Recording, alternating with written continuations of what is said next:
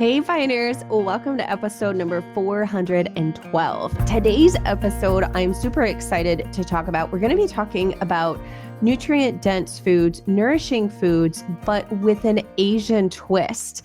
And as we actually got into the interview with today's guest, it was really fun. We ended up talking about their journey from going to not raising any livestock into fully jumping into homesteading and what that has looked like in a pretty relatively short period of time. I think you will be very much inspired by the story, as well as the tips for creating Asian influenced, very delicious, nourishing, nutrient-dense foods. So this was a really fun episode.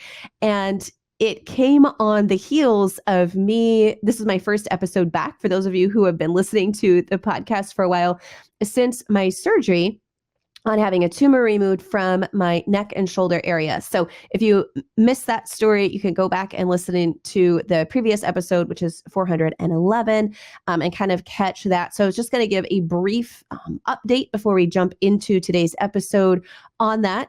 So many of you sent me messages and comments on the podcast episode, sharing about that on the video version that we have on YouTube, as well as on the website. And so thank you to everyone who made a comment, who said a prayer.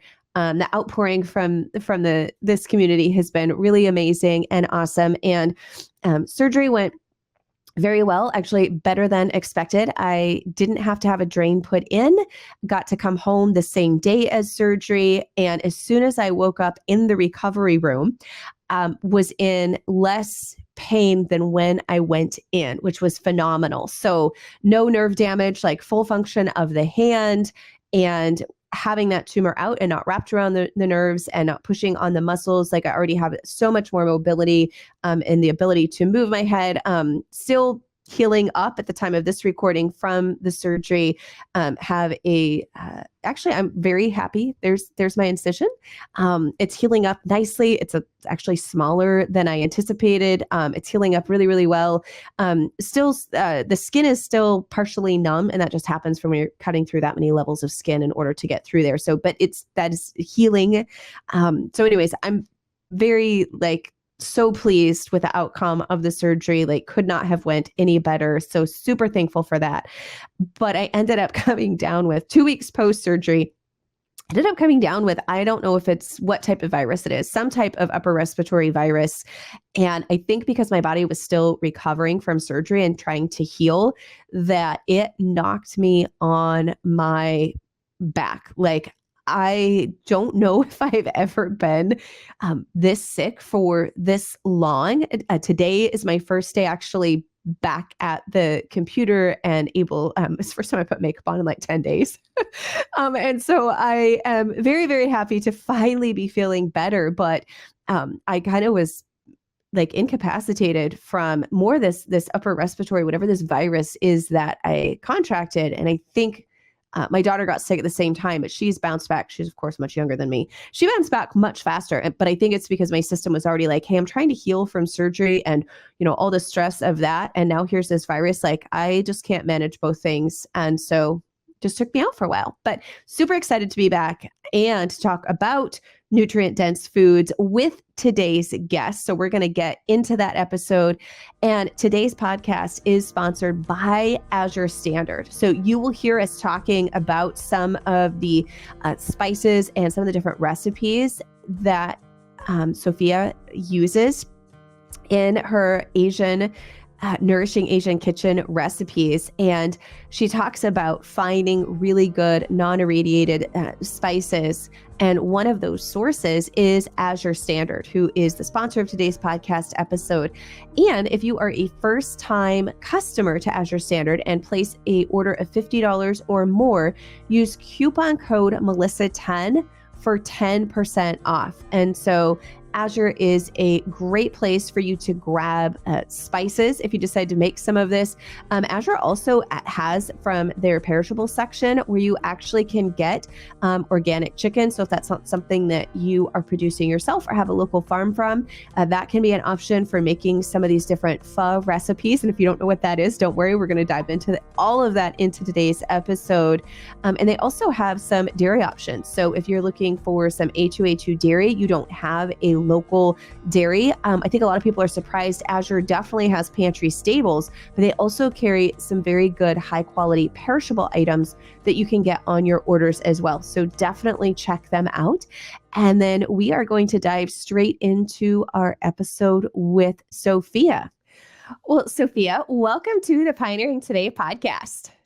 Thank you for having me here, Melissa. This is an honor to be here. Yeah, well, I am really excited. We were talking right before we started recording. I was warning Sophia, so I also will warn our listeners that I am just coming off of the back end of, I don't know if it was an influenza virus, some type of virus that had a lot of upper respiratory issues with it. So if I sound congested, probably more to my own ears than your guys's. But if you hear me start to cough, it is because I'm just coming off of being actually pretty sick. So I am so excited, though, to talk about nourishing foods and specifically with an Asian twist, because while I have been sick, I have been drinking a ton of bone broth, really reaching for those nourishing foods. And it seems to be honestly like what I've been craving. Like there's been certain foods, like bless my husband heart, he's been cooking through the whole time for us, and he'll kind of be like, do you want to have, this or this? And I'm like, no. And then last night he's like, well, what if I make like a homemade pho and do, bone broth with some of the duck eggs? And I'm like, yes, that sounds really good. So it's been really interesting to just kind of see it intuitively what my body has seeming to been wanting, which is very nourishing foods. And so I was excited to have your book. So for those of you who are listening or watching via the video recording, the Nourishing Asian Kitchen is Sophia's new book, and it's on nutrient-dense recipes for health and healing, which came at a perfect time for me. But I also wanted to dive into a little bit both of how, because a lot of my listeners and myself included, like very familiar with, which I know your forward is by Sally Fallon, with kind of the Nourishing Traditions cookbook. So, a lot of broths and nutrient dense foods. So, but you have the Asian twist on there. But I also think it's worth having the discussion for people who aren't as familiar with what a Nourishing Traditions or a nourishing foods look like with Sally's book, which is all of us, I feel like, has kind of been the Bible when you start to get into this type of food. But what makes up nutrients dense foods and kind of the backbone of that way of cooking? Because if you come from a very standard American cooking diet, like a lot of these foods aren't things that people are making at home or even really getting into their diet. So I know that was kind of like a broad way to come into it. So I would love for you to talk. Yeah, thanks, Melissa. So if you're new to Nourishing Traditions and Sally Fallon, it's basically the book that it is the Bible of nutrition. It's this big, yellow, thick cookbook that I was introduced 12 years ago when I had my first daughter and really started looking into nutrition. But Nourishing Traditions and what Sally Fallon, the work of Dr. Weston A. Price, what he did was, he's a dentist back in the 1930s, and he traveled to different indigenous tribes all around the world. And he was looking to find what are the key elements to having a nourishing diet, like what made these certain individuals have nearly perfect teeth and perfect health and not get sick. And what he found was the utilization of whole foods, classic ferments, hearty bone broths, healing herbs and spices, eating fermented foods. Like those are drinking raw dairy. Raw milk is a big thing with Sally Fallon and Weston A. Price. And, finding all of that is what contributes to the overall well-being of someone. And one of the things that Dr. Weston A. Price didn't do back in the 1930s was that he didn't go to visit any of the Asian countries. And that was because there was a lot back in the day. Even then, China and Japan, for example, already started incorporating international foods or colonization. And so as I started cooking out of Nourishing Traditions, when my daughter was born, my parents moved in with us after they retired. And as I was cooking all of this, one of the things that I kept hearing back from my parents was that there was lacking this umami flavor that they're so used to and accustomed to with our Asian cuisine. And because of that, that was something that my mom and I really sought out to do for over 12 years now. It's been cleaning out all of our, even though we were home cooking all of our food, nothing really, the Asian spices and the sauces and the condiments were from the store-bought versions in the Asian grocery store. And I didn't realize then, I thought, well, it's still healthy. We're cooking from home. But it wasn't until I really looked into the additives, preservatives, MSG, for example, that's used as a flavor enhancer, that I realized, okay, we're going to have to throw all of this away. And I talked about it in the book where my mom freaked out. She came out running and said, what are we going to cook with? And I told her, I don't know, but we'll figure it out. So it's been a journey with my mom and I in the kitchen, replacing all of our traditional.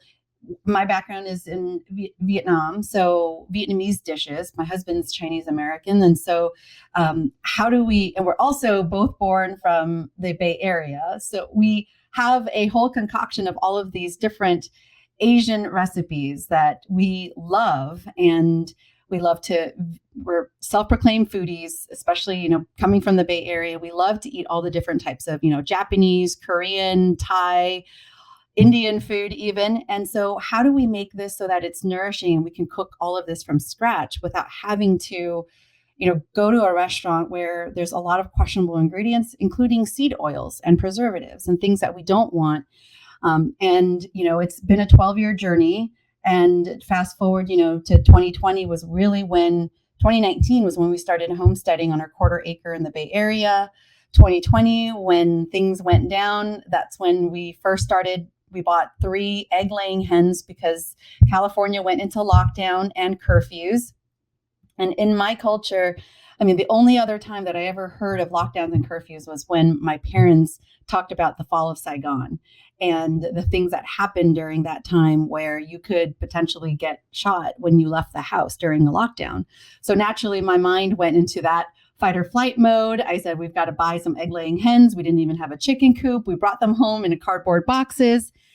And the story is the lady that sold it to us sold it for $300 each. Oh my. Yeah. But I have to say that was the catalyst and the aha moment, because on that ride back, we ended up buying 3 hens because there's 7 of us, with my parents, my sister, the kids, everything that we realized, I turned to him when we were driving past the Bay Bridge and I told him, I never, ever want our family to be in a position again where we have to worry about feeding our family off of 3 eggs a day. And fast forward now, we started a farm. We moved up, got 6 acres north of Sacramento, and then realized that we really wanted to find a stronger knit community of people who believed and farmed the way that we did. And so we moved out to the Appalachian Mountains in East Tennessee, where we still have our 5 acres, but we have a strong community where we don't have to grow everything. We don't have to do everything ourselves, and have some time to actually spend time with the family and write a book. Well, I love that part of your story, even though I know, like, now in hindsight, there's like, you paid $300 for a laying hen. But I think what that really speaks to is a couple of things. And one is how much value we should be placing on good, whole, real food, and being somewhat dependent of the grocery store, and how important that truly is. Because when you look at it of like, you paid $300 for a hen, right? That is like, oh my gosh. But when we look at it through the lens of, well, what is the cost of true nutrition and the cost of being able to feed your family if you can't leave your house. Yeah. And you had that historical context, in your mind. And then depending on where you lived in the country, I should say, or in the US during the pandemic, because that's obviously only where I can pull from. There was different levels of severity. I live in Western Washington State. You were in California at the time. I think that we probably experienced more lockdown restrictions than other parts of the country did. So, for people who were in that situation, if you weren't in that situation, you might look at that through a different lens. But I actually think that's really important. And I think sometimes it's when we spend what's considered to be a large amount of money, because that was $900, right, for those three chickens. But that was a catalyst moment for you and your family. And I'm assuming, looking back, you're like, best money we ever spent. Yeah, only because of the lesson learned, right? So 3 years later, we realized, it was March 2023 that I realized that we actually now have 3 dairy cows that not only serve our family, right? So we traded the 3 chickens for 3 dairy cows. But it took 3 years, but here we are. And not only are we fully self-sufficient in terms of like providing, nourishing, living, real milk for our own family, but we now ferment it. We turn it into a Vietnamese yogurt, which is actually our top seller for our community. And we're nourishing and feeding our community as well. But to your point, Melissa, about the cost of everything, that's a really good point, because when I bought our home in the Bay Area, and I'm almost embarrassed to admit this, there's an app called Instacart that is a food delivery service in the Bay Area. And I'm sure certain larger cities in the world and the country. But before I even made an offer for that home, I made sure I punched in our zip code to be sure that there were 4 Whole Foods to deliver my organic vegetables to my house. And specifically, I loved the Whole Foods Berlanga bread. So like, to go from there to where we are today, it does. I mean, the biggest thing that I've realized is the cost of our modern convenience. Yeah. Right. So how much was I really paying for? Because when it actually really mattered, I was willing to pay that much money for a chicken because of its value during the time. But we're trading that in our convenience too. And so it's costing either way. It's just, where are the priorities? Yeah. No, I 100% agree. We have some similar things in our stories where I thought I was cooking from scratch because I was cooking at home, back in the day, not realizing a lot of the ingredients that I was using to prepare those meals had negative consequences on my health until I was having a biopsy of my stomach and esophagus at 29. And so a lot of the decisions that we make today, and this can be applied to food, obviously, in the context that we're talking about, but really in anything, your health and food has a direct correlation to health. I think more than most of the general public probably realizes that that's talked about in mainstream media or even mainstream medical. We're discovering more and more how much of a connection is your gut and your health directly related. And that's probably a whole nother podcast or series on that. But it's this thought on, like, to your point, like, there's things that we pay today, but we don't understand the cost of them. And so you can buy something, because unfortunately, right now, most of the inexpensive or cheap food is not the healthy food.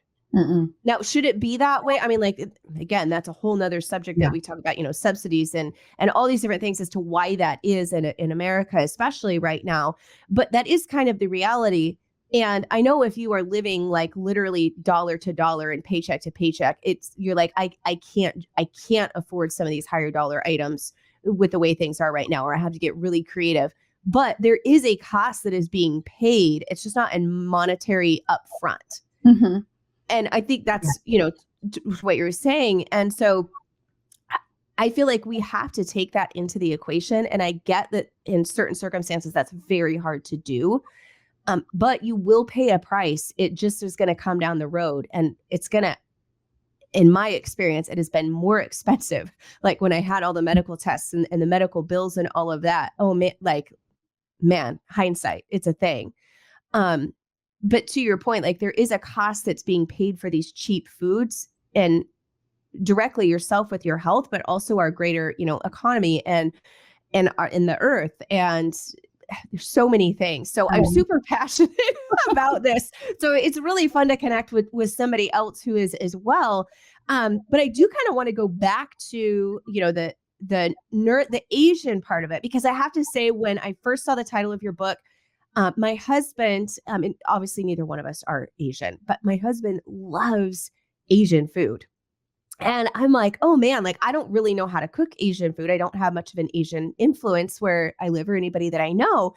And so I'm like, oh man, like, and we live pretty far out rurally. There's not, we used to have a Korean restaurant. Actually, they were from Korea and the town next to us. And it was our favorite thing. Like I'd never had banchan before, and we would go and get the banchan. I'm like, oh my gosh, like this is so, like we had all these things. It was so, so good. And like they made their own homemade kimchi that was served, and we loved it. And unfortunately, it ended up closing down about 2 years ago, and they haven't reopened. And we're like, oh, we miss that so much. So when I saw your book, I'm like, yes, like I'm going to be able to figure out how to do it from a real food perspective, to your point, how to do some of this. So first is, and we kind of talked about it a little bit in the beginning, but kind of like if you're looking at like, okay, I want to make more nutrient dense foods for my family, some of those basic, basic staples. And then the Asian flair. And I want to come back to asking you about the Vietnamese yogurt. I got to put that out there. I got to put a pin in that because I want to come back to that. But, so it's like, for me, definitely like bone broth, like not just the broth you buy from the store, like in a can, but like truly nutrient-dense bone broth. Like for me, that is the base of so much of my cooking. But I want to hear from you too, kind of some of those, what you'd be like, okay, if you do nothing else, do these like 3 or 4 things? Yeah. Very good question. So very basic. I mean, when I worked on these recipes with my mom, it was, full-time working, and I worked in startups in the Bay Area. So I'm talking 80 hours a week. And I told Mom, can you just show me the shortcuts? I want to make sure it tastes good. It's quick and easy, but it's the most nutrient dense. Also, my background is in optimization. So like I also grew up as an immigrant family, right? So I'm always like, what can I do love this. to maximize everything with very little? And so that's a really great question, because that's just how I normally think about things. I grew up with my mom using and buying a whole chicken, broiler chicken is what we call it now, right? But she would call it a garibo, which is directly translated to a walking chicken. And and she would buy it directly from the farmer, and she would teach me how to gut it. And this was just how I grew up. And we grew up eating chicken feet and chicken liver, chicken necks, chicken head. We used the whole thing, nose to tail. But I could never really talk about it as a child growing up. Okay, I have to ask you, do you use the heads in the broth? That's the one thing I haven't done yet. I do the feet. I haven't done the heads in the broth. Do you? Why not? Because we butcher our own chickens now. I know. I do too. I'm almost, like you were talking about, embarrassed about saying that. I'm almost embarrassed to say that. Like, I haven't used the head in my broth making yet. But I am a little particular. I do make sure I remove all of the hair off of it, because it does kind of, I just don't want hair in my broth.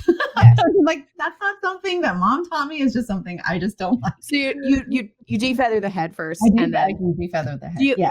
Okay. We're just nitty gritty. Do you pluck or do you skin the head to get the feathers off the head? Because I've never bothered. Just pluck them. Yeah. Okay. Yeah. Okay.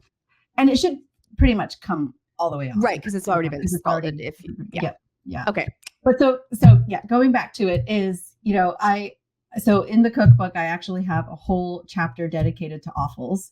And it's because this is just, it's redemptive of my childhood, number one, but also number two, a lot of the ingredients that you can get from the Nourishing Asian Kitchen that are required in here, you can make them yourself from scratch, or you can get them from Whole Foods. So now Whole Foods is selling Mary's organic chicken feet. There's Mary's organic chicken heart. But a lot of the things you can source from your grocery store. I mean, we're pretty rural too. We're in the mountains, the Appalachian Mountains. So we rarely have to go to the grocery store since we're raising most of our food and growing most of our vegetables now. But I mean, if this book was available at Whole Foods, you could just literally walk around and pick all of the ingredients and items from Whole Foods and then cook everything from here. So all that to say, you don't have to go to the Asian grocery store. And I actually don't go and buy much from the Asian grocery store, especially because of just how I like to source things. But if you were only, going to do a couple of things, basic things from the Nourishing Asian Kitchen, my number one thing is pho, which is the healing broth. This is something that I had a lot of postpartum. In our culture, after you give birth, you have 30 days where you can't do anything. You can't move. And either your mom or your mother-in-law or someone comes to take care of you, and they're literally feeding you broth 24/7. And that's supposed to help with your healing, but it helps with lactation. And so I would say, the number one thing to nail down is the pho dishes. And there's two that you could make. One is my favorite one, which is on the cover, and that's the oxtail bone broth pho. This is the exact way I love to eat it. I do put an egg in there. My dad puts an egg in there, and I do have the pickled onions. I have the rare beef. So that picture on there actually made me cry when I took that photo, because I was there. All of these recipes, my mom and I were in the kitchen. And so we made all of these recipes together. But that's the one thing, if you're going to really focus on nailing down, it would be the oxtail pho. And then, the only thing is, it does take 24 hours to just simmer the broth. It doesn't mean that you're actually hands-on for a lot. It just means that you leave it on the stove or however you decide to cook it for a longer extended amount of time. The other shortcut that I like to do, since we have access to so much of it, is the chicken pho, which is, you could get it done in an hour and a half. So literally on a busy day from work, most days of the week, we'll have chicken pho on the stove, because it's just something that's easy, accessible, it's nourishing, and it's delicious. The kids, my husband, it's very easy for them to just go to the stove and just serve themselves for lunch. We always have dinner together. Breakfast is usually our yogurt, but we always have that available. I always have that available for them. And then there's the fermentation, which I included our favorites. So the kimchi that you mentioned, but there's also the daikon kimchi. And as a gardener, I'm sure we grow a lot of daikon. I love it. It's great to put into our broth. It's great as just what it does in the soil and how it digs through all of that clay for us over here. But also you can ferment it, and it still retains its crispiness in the kimchi. So it's great to go with your savory food and have that balance with the salty and spicy kimchi. Yeah. No, I love daikon radish. We started growing it, I think about 5 years ago, and I have just I'll always miss one, right? Like it's great. It's kind of like carrots, like you'll or potatoes, like the root crops, like you'll kind of miss one. And so that goes to seed. And so I haven't actually had to physically plant in the garden our daikon radish for probably 3 years now, because it just kind of keeps reseeding itself. And I purposely will let a few get really big and go to seed. So yeah, I love it. As you said, just like side note, it's wonderful for the soil. And we don't have clay soil here. I actually have fairly loamy, good soil. But I've been looking at using in our pasture the daikon radish to help with the carbon over like the winter months, and to build up more carbon in our pasture soil, because we have some different areas of the pasture that weren't managed the best. Anyways, so I feel like a newly converted like daikon radish fan. I'm like, you don't know how awesome it has so many things that you could do with it. And then those seed pods are like spicy, but you can eat those. Like they have like this incredible heat to them, which can be a good thing. So anyways, I'm like, side squirrel note, daikon radish is amazing. And what's even more exciting is there's all sorts of different types of Asian varieties of the daikon radish. So you can have like the Chinese super long ones, you get the thick ones. And so you get some green ones, and it's just really exciting to play with all of them. And they're great for the soil, like you said. So we just love to grow a bunch of it. And then of course, when you're ready to harvest, what do? So you ferment it. And that is where the book comes in. If you have excess amount of all your vegetables, what do you do with all of it? Yeah. And I actually wanted to come back because for some people, if you're not used to Asian dishes or hearing them, like I only know what pho is, and I'm so glad, because I used to pronounce it pho. Like I would just read it phonetically and pronounce it pho.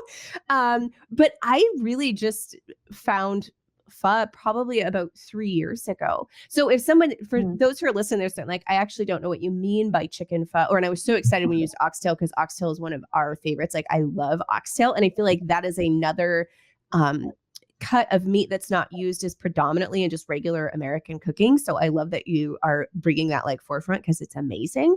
But in a general, like basic terms, what is actually pho? So it's an elevated healing bone broth. And it's got the spices, all of the healing spices. So from cardamom, coriander, cinnamon, cloves, fennel, all of the things that when you put them together and you simmer it to just with a regular pot of bone broth, you're elevating your healing elements to it. So it helps with your immune system. It helps with digestion. And if you're, we have it so often, we rarely get sick. And I don't know if it's because of, either the bone broth or the healing spices, but this is just how we live. And the flavor is very deep and very rich. It's obviously there's some fatty bone broth to it, but all of that is really nourishing. But I would say there's the umami flavor. So if you're not familiar with that, it's the savory flavor. So you've got, the sweet, salty, bitters, right? So the umami flavor is pretty much the one thing that sets apart Asian food from most American or European food. Yeah, and I love that flavor. I'm with you. Like, and bone broth is great. It's funny. I feel like when people first start making bone broth, if you're just doing like bones and some salt, like it can still be good and have a flavor profile. But when you start adding in those herbs and those spices, I feel like that is when you're like, okay, this is what bone broth is supposed to be. Yeah. And so if you've never experienced that or you've just bought bone broth from the store, like I've never personally had a store-bought bone broth that had anywhere near the flavor depth of homemade when you start to add in those different ingredients. Yeah, absolutely. Yeah. And I think there's really nothing else to compare it to. I mean, the con is, you go to the restaurant and if you order pho, one of the things that I would tell the kids if we're traveling and we're, pulling over and they're craving pho is I tell them, don't drink the broth. And the irony of it is, that's where all of the nutrient profile is supposed to be. It's in that broth. But when you go to the restaurant, they are using a lot of flavor enhancers and a lot of additives and preservatives and questionable oils in there that, it just deteriorates it. So, that's one of the things that we do just to have as a busy mom, working, homesteading, homeschooling, all the things is we actually pre-make our spices, our organic pho spices, and we source them all clean. So it's non-sprayed with ethylene oxide, non-irradiated. And that's one of the biggest hacks for me is that we have this available for us. So I can easily get a pot of bones going. And then at the very end before serving, about an hour or two, I'll drop in our spice bag mix. And what's great is the girls have started doing this. And now we are selling them to retailers. So like, it's great because it's also a companion to the cookbook, but it really helps busy families out there who really just want to have nourishing food and are afraid it's going to take a lot of time and don't want to source all of this. I mean, we buy all of this bulk because this is how we just live and eat. Yeah. But it was a good homeschool project for them that seems to be taking off.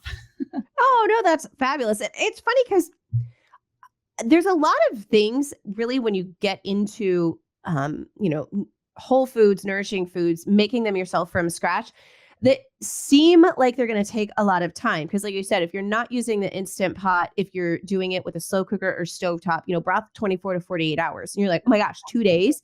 But there is really no hands-on. I mean, like you're literally dumping stuff in a pot and covering it with water and then just checking the temperature every now and then. It's so hands-off. And I feel like fermenting is that way.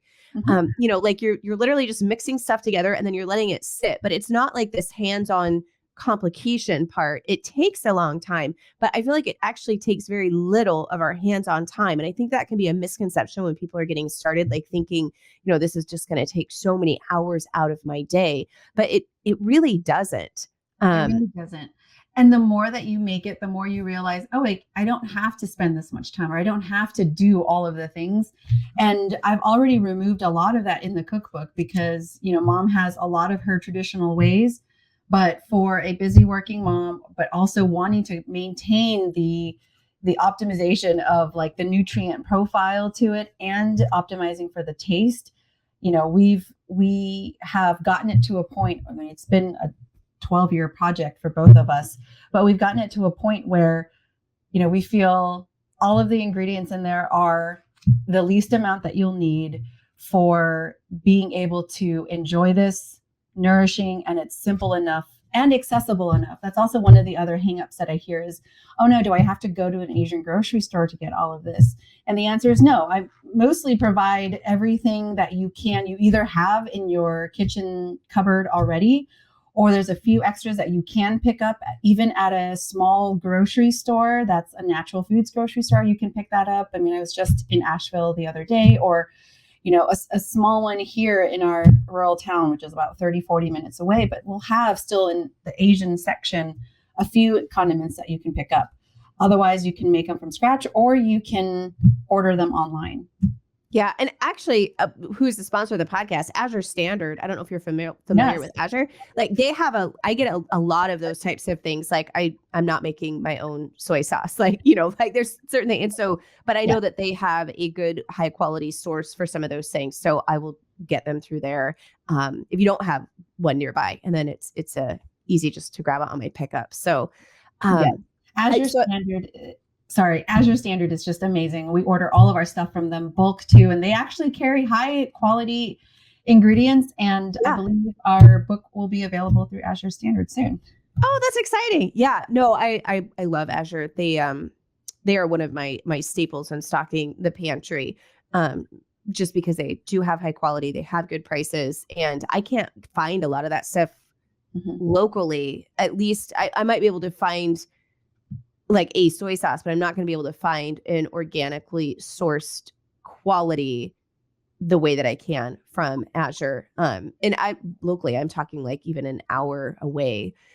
It's just not there. So yes, I love Azure, but I wanted to circle back to the Vietnamese yogurt. So is that just a specific culture that is from Vietnamese, like a Bulgarian, like I do a Bulgarian, I have a Bulgarian culture that I use for the yogurt, or is it a way that it's fermented? Like what makes it Vietnamese? I'm super curious. Yeah, that's a good question. So it's actually a Vietnamese French yogurt. So if you go to the grocery store, I think the closest flavor that I've been able to find, or closest brand, is the Oui brand, OUI. And they sell them in this little glass jar. So if you want to try it before you make a whole bunch, that's the one that I would say tastes very close to what a Vietnamese yogurt tastes like.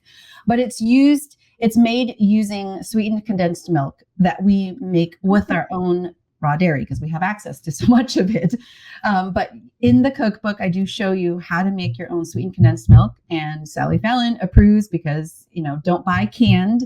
That's, there's a lot of bioengineered ingredients in there, unfortunately. But if you can make your own, and you don't have to use raw dairy, you can just use, lowly pasteurized. Yeah, that pasteurized, right? Yeah. If that's what you have, then use that. But then I would use that to make the yogurt in that. And so that's what makes it the Vietnamese yogurt. And then in terms of culture, I just use, honestly, it's as simple as I can get. Whatever, Greek yogurt culture that I have, whether it's, so it's the sweet part, that it's the sweet and condensed. So I'm assuming it's also probably thicker because it's condensed. It is. It's sweet and thicker, and it's tart. So it's a perfect blend between the sweet and the tartness. So it's not overly sweet, but it's also not super tart that you would get from like plain or Greek yogurt, or, Bulgarian or European yogurt.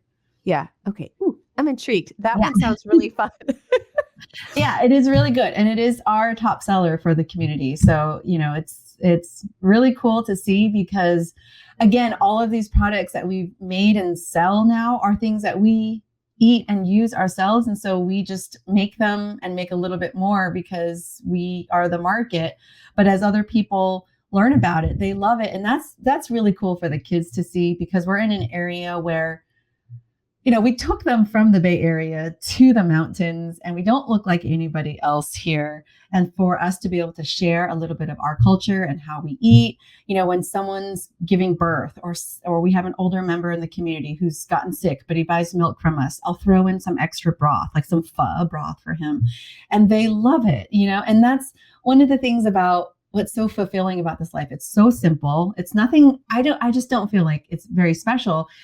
If we can do it, anybody can do it, right? It's not overly complicated is what I mean, but it means so much more when you can make it yourself and gift it to others in the community, or provide that service for others in the community. That coming from the city, it's almost frowned upon when you live that way, or when you give someone something that's homemade. You almost expect a gift card to your favorite fancy restaurant, right? And that has more meaning, versus if you were to give that to me now, it just wouldn't mean anything, because now I have to drive like 3 hours when it doesn't taste as good. Yeah. I love, because it really has only been a couple of years since you really started raising your own food and producing it. I know you were cooking that way before, but kind of stepped into the more deeper homesteading path of that. And from 2 years to go from doing it for yourself, but now also providing it for other people, that's actually that's a fast growth curve. Like, that's pretty awesome. Like, you guys should be very proud of yourselves. Yeah. I mean, it really wasn't anything that we set off to do. Let me just start with that. Again, like, talking about having our groceries delivered to us, but it wasn't until Whole Foods pulled out of Instacart, because Jeff Bezos, the founder of Amazon, ended up purchasing and acquiring Whole Foods. Right. And when he did that, that was the moment for me that clicked. And I said, oh my gosh, I don't think that organic is truly organic in our terms. Right. And that if we really want to know where our food comes from, either we need to know our local farmers, which we were still buying from, or we need to just do it ourselves. Yeah. And the more that I looked into it, the more I realized I think we're going to have to do this ourselves, because it's a lot more work to go find someone. Like the dairy thing, we own a micro dairy, but we didn't intend on doing that. The grass-fed dairy person that's local here told me she was grass-fed and everybody buys from her. But then I also found out that she feeds conventional grains during feeding. So those are the types of things that, like, all right, if I could just do it myself anyway, if we're going to do it, then let's just figure it out. And that was the journey. So since I'd say 2017 was when we started growing in our urban backyard. 2019, we started the raised beds, and then 2020 happened. And then I just started digging into the soil. And when I started doing that and bringing the livestock, it was really just the chickens that, are the gateway animals. We brought home the 3. And then it was, how do I bring in more ruminants if we want more protein, if this is going to be a longer term thing? And again, California and all the stories that I heard growing up, I think I was coming from a different place, and everybody was telling us to slow down. Everything's going to go back to normal. And I thought, well, is it really normal though? Do I really want to go back to that normal and be so dependent on the grocery store, or dependent on this app that's going to deliver my groceries for me? Yeah. Or do I want it to be where I can just now step outside in the morning and harvest all of our vegetables that we're going to use for the day and have it be super fresh? And, go out to the freezer and thaw out our meat for the day. Like, that's just, I don't know. There's something that, if I think about my efficient mindset of being in tech, this is the most efficient way to live. It's the most economical way to live. It's the most nourishing way to live. And it's just a beautiful lifestyle that, yes, it was a drastic and a fast move in the last, couple of years. But yeah, I mean, I can't imagine going back anymore. Yeah. I don't know. And I feel like it's a journey of rediscovery. Like, for me, Annie, I feel like I'm learning new things even still to this day. Like, we continue to do, kind of, our goal is for us is to every year is to do more than we did the year before. And so our measuring stick is only against ourselves and what we've done, and to incrementally just do a little bit more than we did the year before. And over 25 years, that's really added up to a lot. But even at that, 25 years into, raising a good majority of our own food, I still am learning new things every single year.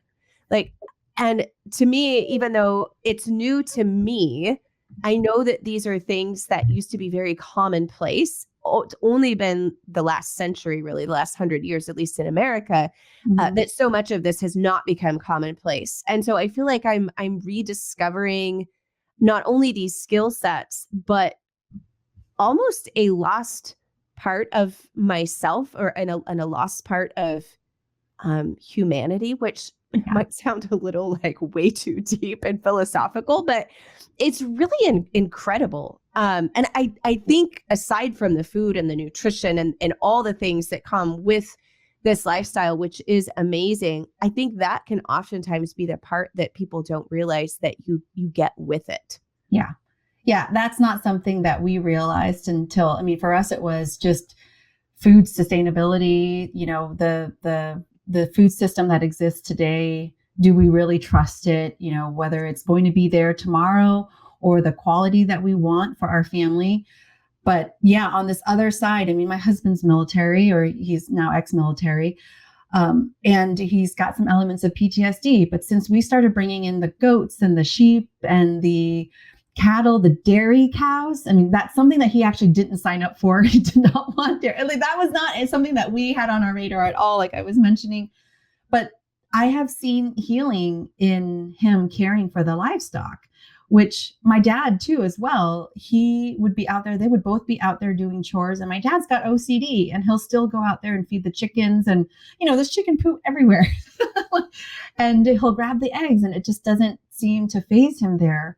But it's just been really healing in that way, you know, whether we have our hands in the soil, which, you know, if you look into that as well, there's healing elements and antidepressants in our soil, but also the mental health and the part of that. And I think it's because we're going back to the land, and potentially the way that we as humans and civilization across different cultures, I think this is how we lived, and it was a normal, natural thing. So there's so much beauty in going back to that and honoring, of course, our traditions and our cultures, and, you know, taking it another step. My husband's away. He's, you know, doing a Korean natural farming because we're just really doubling down on understanding the traditional Asian farming techniques as well. And, you know, we ferment in the kitchen, but we also ferment for the garden, and that helps build the soil health and obviously the microbes in there that are the same microbes that are in our gut. So the more that we can add organic matter, the more that we can improve the health of our soil. We're growing more nutrient dense food or grass for our animals to eat, that they become healthier. And so we have less of a pest problem. So then the usage of pesticides or herbicides is not going to be necessary or not necessary in gardening. And then, of course, you know, bringing all of our harvest into the kitchen and cooking with that and fermenting with that is just a whole nother level that, yeah, you can buy from the grocery store.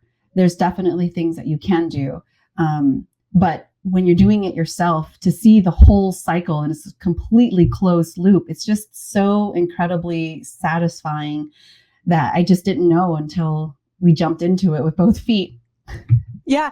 Well, and to your point on the nutrient density, actually, is unless your soil is nutrient dense, the food can't be nutrient dense. Like, no matter what the ingredients you're buying, if they're raised in soil that is not dense in nutrients and the microbiome, like all of those different things, the micronutrients, macronutrients that are in the soil, and so much of large agriculture, which is where most of the crops in the U.S. come from, you know, in the monocultural crop and industrial agriculture, that has been lost because so much of the topsoil has been lost. The soil isn't